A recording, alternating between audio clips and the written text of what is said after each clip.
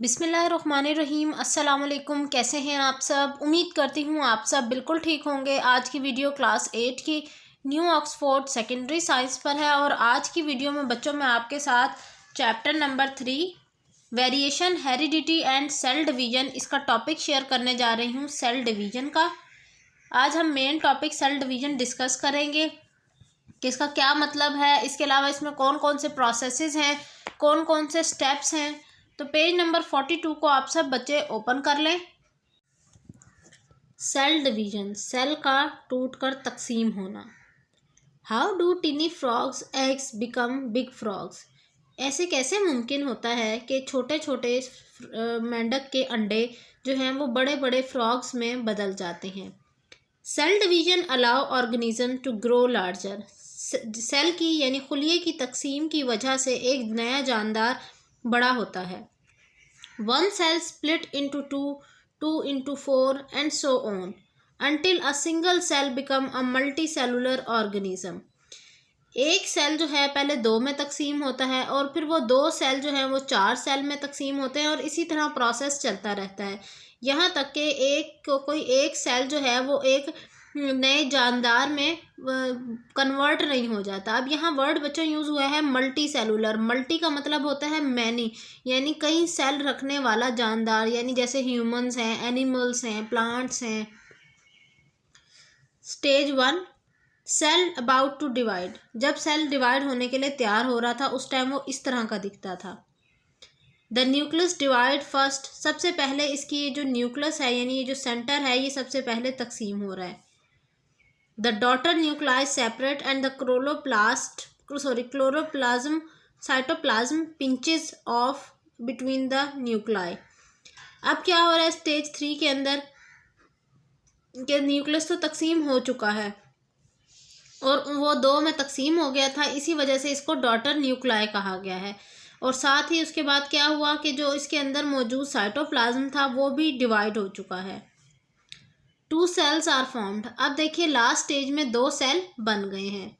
पहले सेल तैयार होता है डिवीजन के लिए, फिर उसके बाद न्यूक्लियस उसका जो है वो डिवाइड होना शुरू हो जाता है और डिवीजन के बाद फिर क्या होता है साइटोप्लाज्म भी जो है वो अलग अलग हो जाता है दोनों न्यूक्लाई के अंदर और एंड पर सेल दो हिस्सों में तकसीम हो जाता है। How does a broken bone heal? ऐसे कैसे होता है कि टूटी हुई हड्डी जो है वो ठीक हो जाए, हील हो जाए मतलब ठीक हो जाए, बेहतर हो जाए, सही हो जाए। Cell division produces new healthy bond cell that replace the damage cell.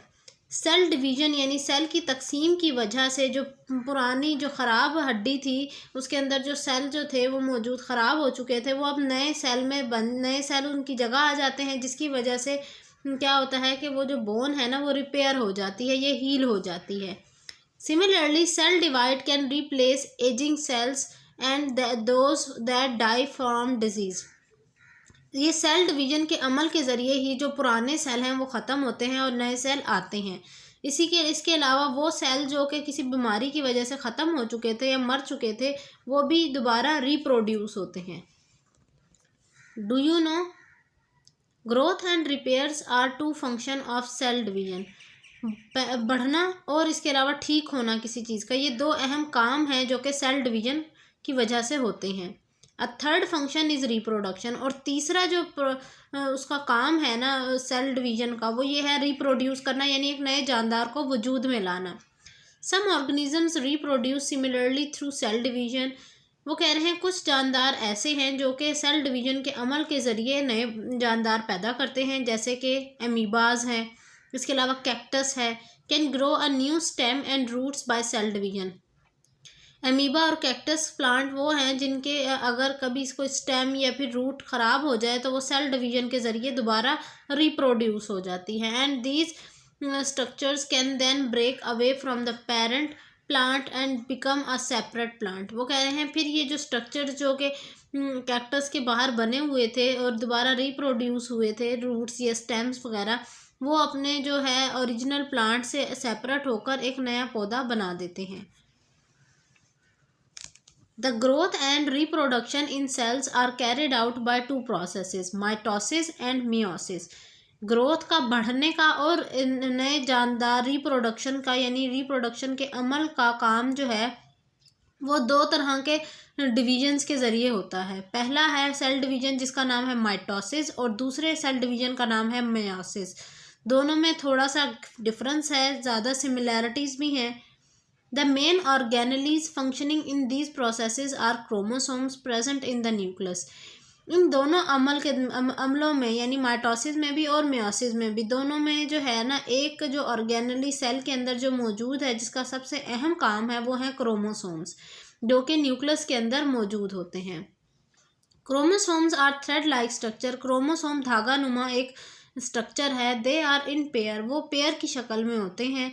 And each of them is called chromatid, और एक मतलब दो तो होंगे तो वो क्रोमोसोम बनेंगे ना, लेकिन अगर वो अलग अलग एक एक होंगे तो उन्हें क्रोमेटिड कहा जाएगा। Chromatids are attach to each other form a centre.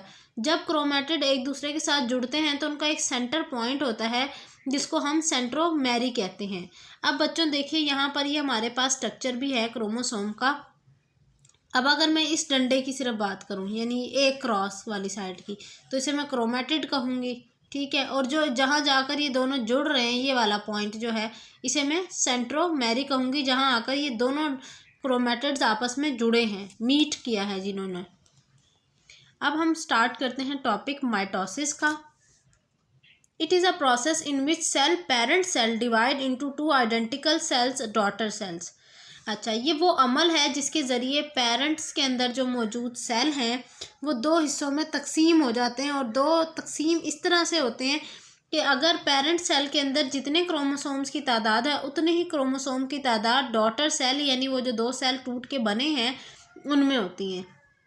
The major purpose of mitosis is growth and replacement of worn out cells.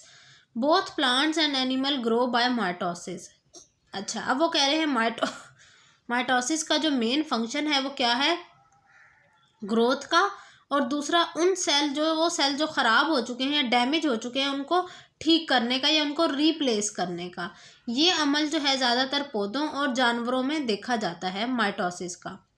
In animals, each tissue produces its own new cell when they are needed. Example, liver produces liver cell.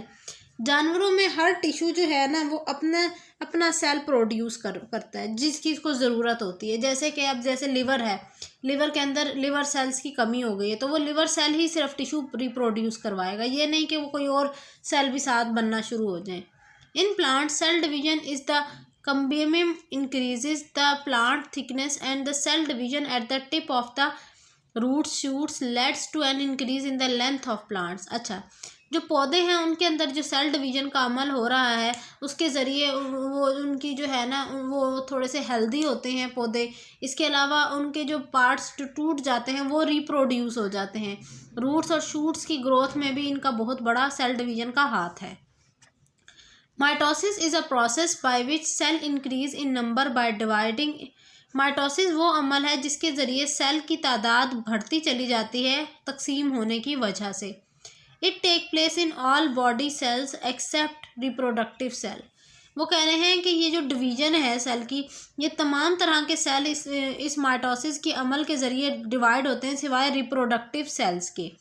Mitosis is a continuous process and is divided into 5 phases shown on the next page. Mitosis जो है वो पूरा वो 5 steps पर मुश्तमिल है और वो 5 स्टेप्स नेक्स्ट पेज पर मौजूद हैं। यानी ये वाले 5 स्टेप जो नेक्स्ट पेज पर हैं, इंटरफेज, प्रोफेज, मेटाफेज, एनाफेज और टीलोफेज, जिसको हम नेक्स्ट वीडियो में डिस्कस करेंगे। आई होप मेरी आज की वीडियो आपको अच्छी लगी होगी। मुलाकात होती है नेक्स्ट वीडियो में, तब तक के लिए अल्लाह हाफिज़।